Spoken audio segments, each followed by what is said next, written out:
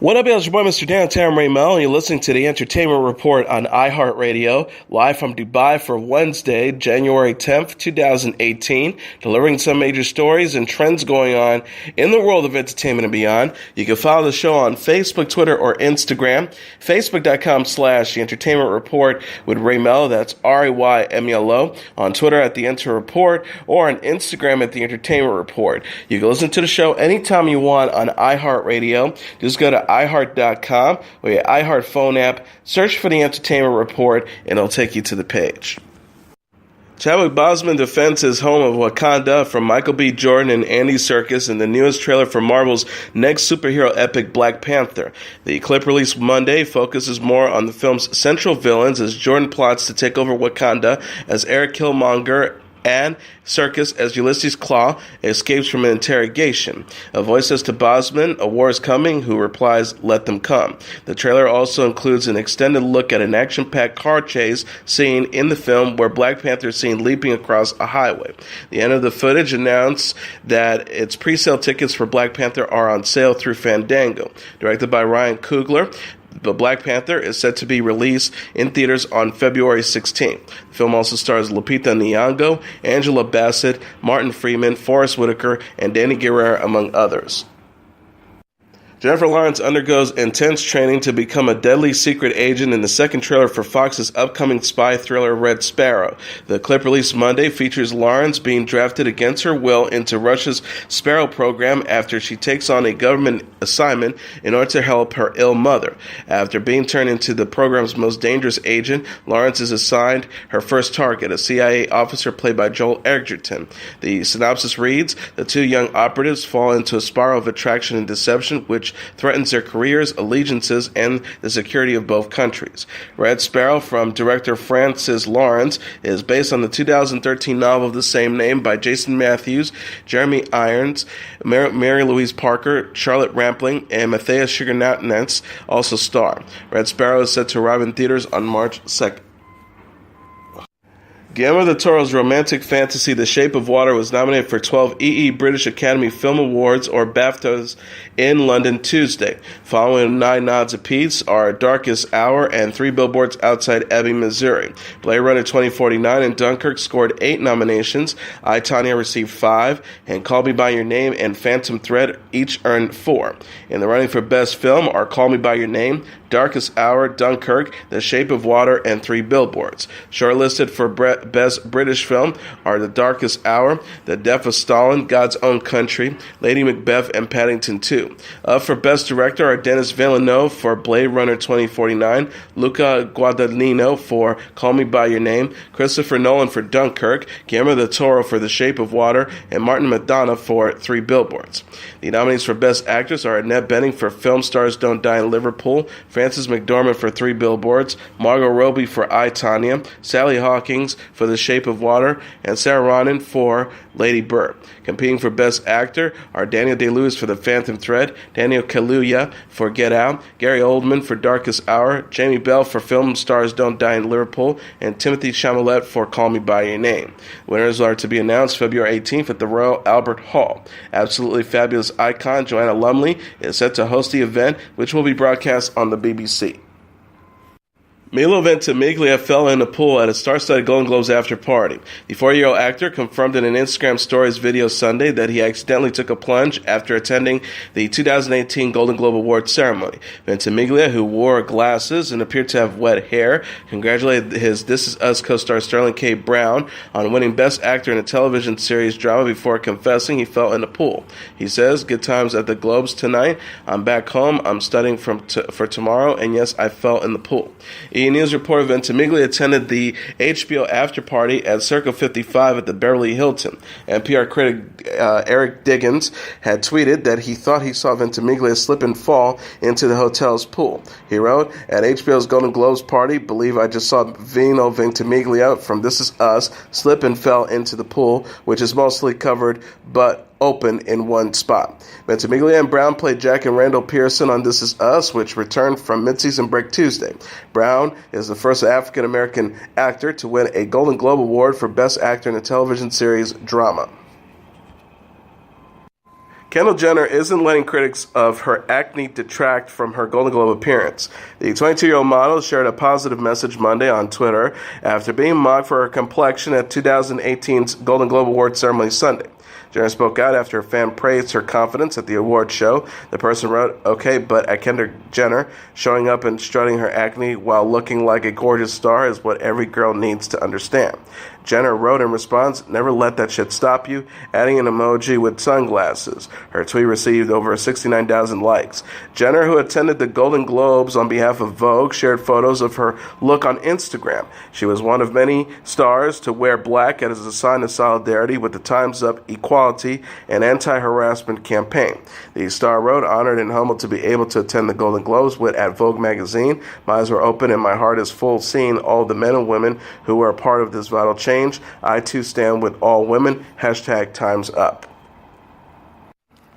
Meryl Streep says music superstar Mariah Carey stole her seat at the Golden Globes. The 68-year-old actress recounted on Monday's episode of Jimmy Kimmel Live how Carey took her place next to Steven Spielberg at the 2018 Golden Globe Awards ceremony Sunday.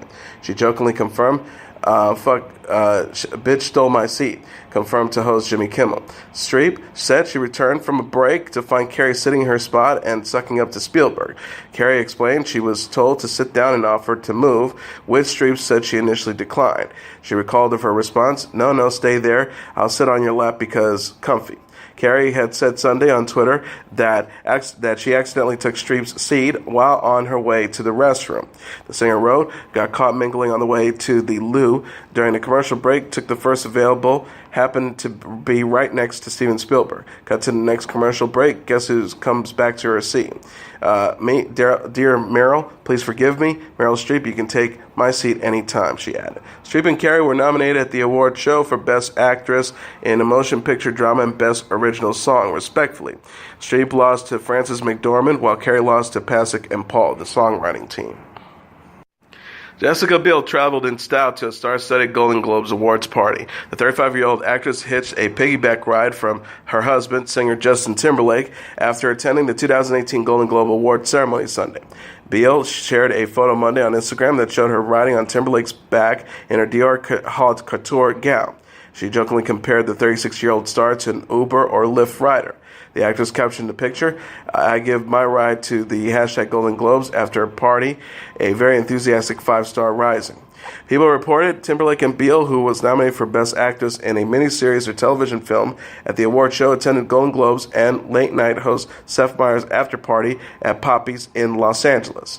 A source said of the couple, they seemed so happy and in love, and who reportedly took the stage. Biel and Timberlake married in October 2012 and welcomed their first child, son Celeste, in April 2015. The actress said in an interview with The Tonight Show starring Jimmy Fallon in July that Celeste is a mini version of Timberlake. TBS has officially canceled The Cops, an animated series from Louis C.K. that was set to premiere later this year. C.K. was to serve as executive producer, voice actor, and writer on the series. The expected move comes after C.K. came under fire for sexual misconduct allegations revealed in a New York Times story in November, and the comedian admitted to the allegations the next day. Soon after, C.K. released his statement regarding the sexual misconduct allegations. TBS suspended production of The Cops, and staff members were laid off just before Thanksgiving, Deadline reported. At the time of the show's suspension, several scripts were already written and animation was being created. TBS executives described the show as two Los Angeles police officers voiced by C.K. and Albert Brooks who are, quote, trying their very best to protect and serve, sometimes failing at both, ride with them as they patrol one of the biggest cities in the world, then go home with them and be glad you're not married to either. Brett Weitz, the executive vice president of original programming for TBS, said early last year that The Cops was going to be part of a serious push into an animated comedy for the network in 2018. Roseanne Barr says her character would support Donald Trump in the forthcoming Roseanne revival. The 65-year-old actress said Monday at the Television Critics Association Winter Press Tour that it's realistic for Roseanne Connor to have voted for the president. She said of the ABC sitcom, according to ABC News, I've always tried to have it be a true reflection of the society we live in. So I feel like half the people voted for Trump and half didn't. So it's just realistic. Barr explained she considers her character to be part of the working class people who who voted for Trump in November 2016. She said, according to Fox News, it was working class people that elected Trump, so I felt that that was really real and something that needed to be discussed. Executive producer Bruce Helford said that the revival will present different political views within the Connor family. He denies the show will have a specific agenda. He said of the cast and crews, we have a lot of discussions about all of our beliefs. We had to find a way for this particular family to get that debate going in a very honest and very real way. Barr is a real-life supporter of Trump who said in a since-deleted tweet December 27th that she voted for the businessman to shake up the status quo and the state establishment. She joked at the press tour, however, that she'd probably be a better president than the businessman. Roseanne initially had a 9-season run from 1988 to 1997. The show, The Revival, will feature Barr and returning stars John Goodman, Laurie Metcalf, Michael Fishman, and Sarah Gilbert, and will premiere on March 27th. Britain's Princess Charlotte, the Duke and Duchess of Cambridge's youngest child, posted for photos outside of Kensington Palace before her first day of nursery school. Kensington Palace shared 2 photos of Charlotte dressed in a red coat, as well as a pink scarf and backpack on Monday afternoon. The photos were taken by Duchess Kate Middleton before the princess left for Wilcox Nursery School. The school is about half a mile away from Kensington Palace and is rated outstanding by Britain's Office of Standards and Education. Exceptional organization at time and its staff's meticulous planning. Wilcox has an all-female staff, and some parents register their child before birth to ensure they can attend. Charles' older brother, Prince George, is also expected to return for his second term at school at Thomas Battersea this week. Middleton is expecting to give birth to the royal family's third child in April. Gillian Anderson reflected on her role as the fiercely independent Dana Scully on The X-Files as she was honored with a star on the Hollywood Walk of Fame on Monday. Anderson said she moved to L.A. in the early 90s with the hope of transitioning from stage to film, but had the good fortune of meeting X-Files creator Chris Carter, who ultimately gave her the role of the FBI special agent. Anderson said of Scully, a woman who wasn't just the object of a man's desire, but a strong-willed, smart, brave woman who was career-driven and fiercely independent. A young woman yet to be depicted on TV and, as the fan response would soon prove, a desperately needed role model for women of all ages everywhere who, in turns out, were simply not seeing themselves represented. Star Trek actor Brian Fuller and Joel McHale, who appeared in 2016's X-Files revival, also spoke at the ceremony. McHale said, "Nobody is as good of an actor. Her success is uncanny. She's a cultural icon." Anderson thanked her co-star David Duchovny, whose star is located next to hers, for being, quote, "a perfect platonic partner to spend 25 years of my life with." She said, "Who wouldn't have guessed that we sat side by side in the hallway of Fox during that ghastly audition process 25 years on? We not only still be filming, but that we be permanent concrete neighbors on the Hollywood Walk of Fame." Anderson said she was incredibly humble and grateful to receive the 2,625th star. She says, "I never imagined I'd be honored with the star and next to some of the greatest names in the industry."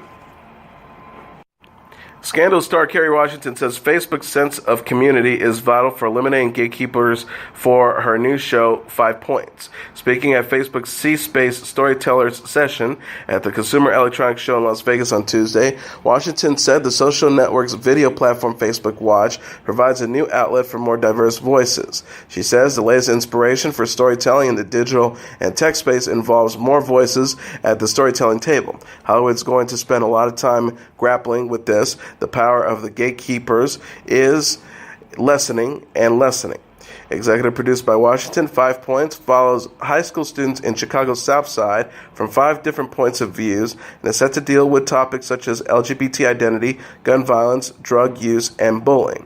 Washington says Facebook Watch was the ideal home for the 10-episode series, as it will allow fans to feel a sense of community by having the 5 Points cast create Facebook pages for their characters to interact with the audience. She says, "What I'm thrilled about is not only the content itself, but that we get to have it live in a space where we can combine it with groups. I wouldn't want to put this out without creating a place for discussion." Washington cited her experience during the first season of Scandal as her introduction to the impact community has on the show. She said, "When Scandal came along, we were not a show that was necessarily poised to be a hit. It had a very similar order of episodes, and we found ourselves in a position where we had to push to create community and to build community around the show that could uplift us." 5 Points is expected to premiere on Facebook Watch sometime in February. Wonder Woman star Gal Gadot is the new face of Revlon. The cosmetic company announced in a press release Tuesday that the 32-year-old actress will serve as a global brand ambassador for its Live Boldly campaign. Revlon President and CEO Fabian Garcia says Revlon has always celebrated and championed strong independent women in its iconic campaigns and its philanthropic initiatives. Gal captured the beauty, the strength, and modernity and boldness that Revlon represents. Gadot said that she is so happy to represent Revlon. She says the new multimedia campaign is designed to inspire women to express themselves with passion, optimism, strength, and style. She says Revlon is such an iconic and groundbreaking brand, a champion of women, and I'm so happy to be part of this family now. There's a cultural shift happening with Revlon. It celebrates where feminine power is recognized, and I'm so proud that I get to witness and live this amazing change. The Wonder Woman star also shared the news with her 15 million Instagram followers. She captioned the post, "So happy to announce that I've joined the Revlon family, and I'm helping launch the Live Boldly campaign. Stay tuned, it's going to be beautiful." Longtime couple Lena Dunham and Jack Antonoff have split. Reps for the 31-year-old actress and 33-year-old musician confirmed Monday to People that Dunham and Antonoff called it quits after more than 5 years of dating. E-News reported Dunham and Antonoff had drifted apart and that the pair's breakup was amicable. A source said it was mutual. Jack and Lena were growing apart, and it just made sense for them to end their relationship where it was. The Insider added they want the best for each other, and no matter what, they're moving on. Dunham and Antonoff began dating in 2012 after meeting on a blind date set up by a mutual friend. The musician described their relationship as pretty normal in an interview with People in June. He says it's pretty normal in terms of everyday life. We're trying to support each other and trying to find something new and exciting for dinner. Dunham said in a series of tweets in November that she mistakenly thought Antonoff was going to propose. She jumped to conclusions after she heard the musician mention her name and finger in a conversation with his sister. The girl's creator says, "Now I literally can't sleep because I'm laughing too hard, and I'm also keeping him awake. 5.5 years, no rock, and you know what? It's real nice." Jennifer Lopez and Alex Rodriguez skipped the 2018 Golden Globe Awards to take a relief trip to Puerto Rico. The 48-year-old singer-actress and 42-year-old retired Major League Baseball star traveled to the country Sunday to follow up on their fundraising efforts in the wake of Hurricane Maria. Lopez told Good Morning America, "I could have been at the Golden Globes, but I wanted to be here," who followed the couple on their trip, and her response was, "I chose to be here."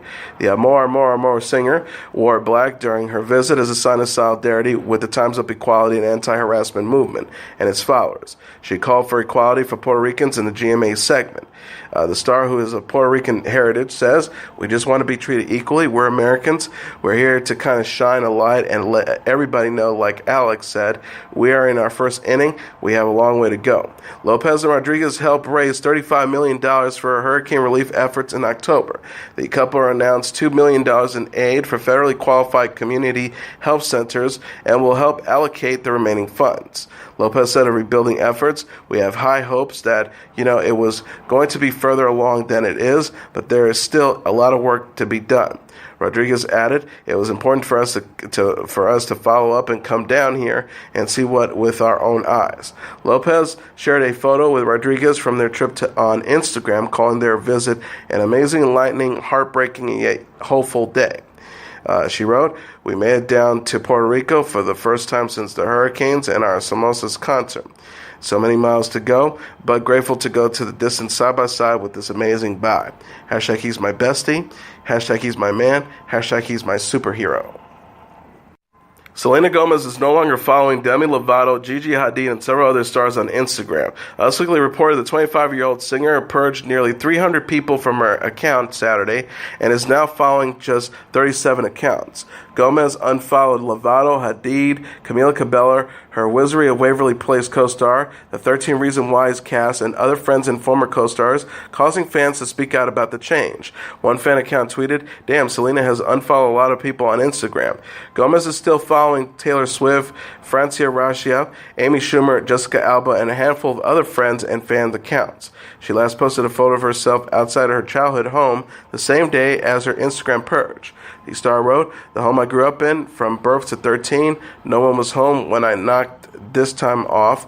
LOL, I visit this place every chance I get." Gomez made headlines in November after she unfollowed her ex-boyfriend, singer The Weeknd, after the split.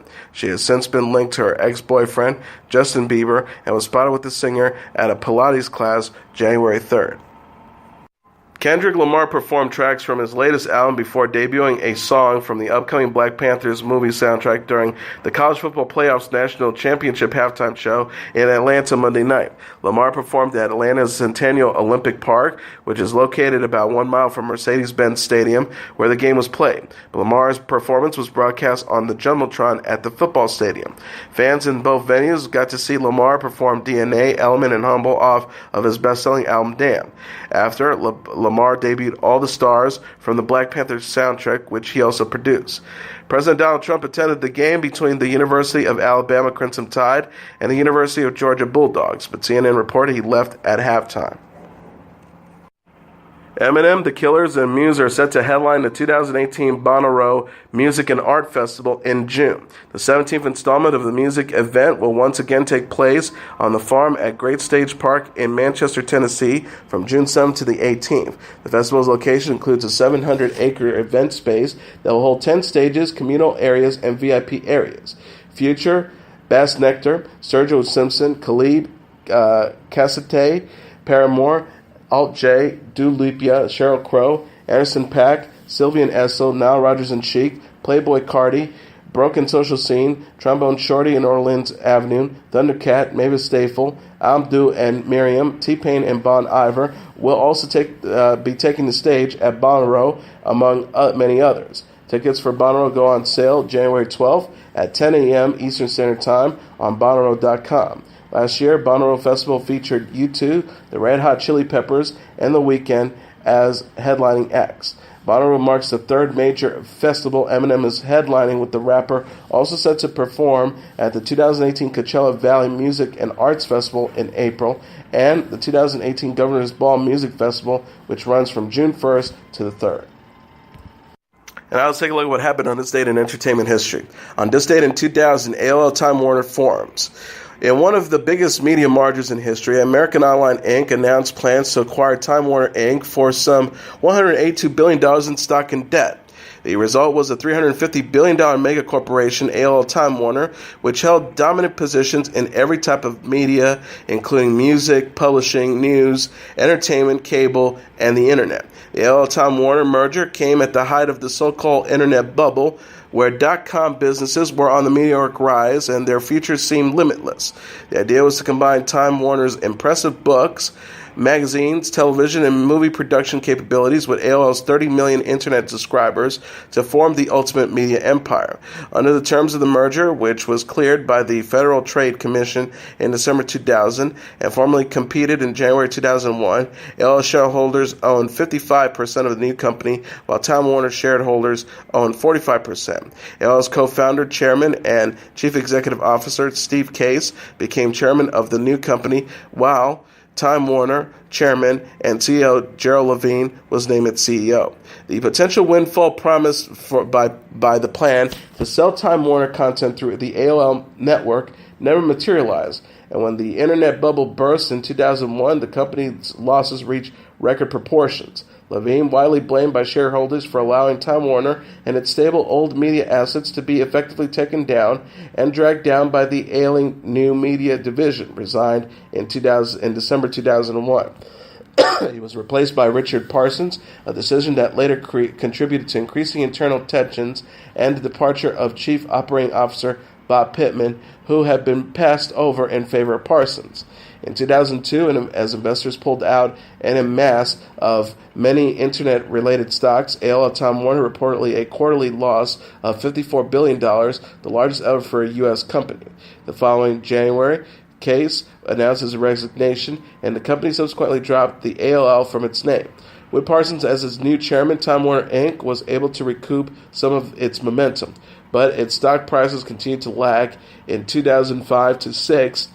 As pressure began to build for the company to break up into smaller divisions, the billionaire corporate raider Carl Ichnad acquired a stake in the company and threatened to break it up in order to create better values for shareholders. He backed down only when Time Warner agreed to buy back some of its own stocks and cut losses. In December 2007, Time Warner's president, Jeffrey Bewkes, took over the chairmanship from Parsons and began efforts to reconstruct the world's largest media company. And as your entertainment report for Wednesday, January 10th, 2018, I'm your host, Mr. Downtown Ray Melo. I'll be back tomorrow to deliver some major stories and trends going on in the world of entertainment and beyond. You can follow the show on Facebook, Twitter, or Instagram. Facebook.com/The Entertainment Report with Ray Melo. That's RAYMELO. On Twitter at The Enter Report or on Instagram at The Entertainment Report. You can listen to this episode or any previous episodes of The Entertainment Report anytime you want on iHeartRadio. Just go to iHeart.com or your iHeart phone app, search for The Entertainment Report, and it'll take you to the page. Good night, and God bless you all.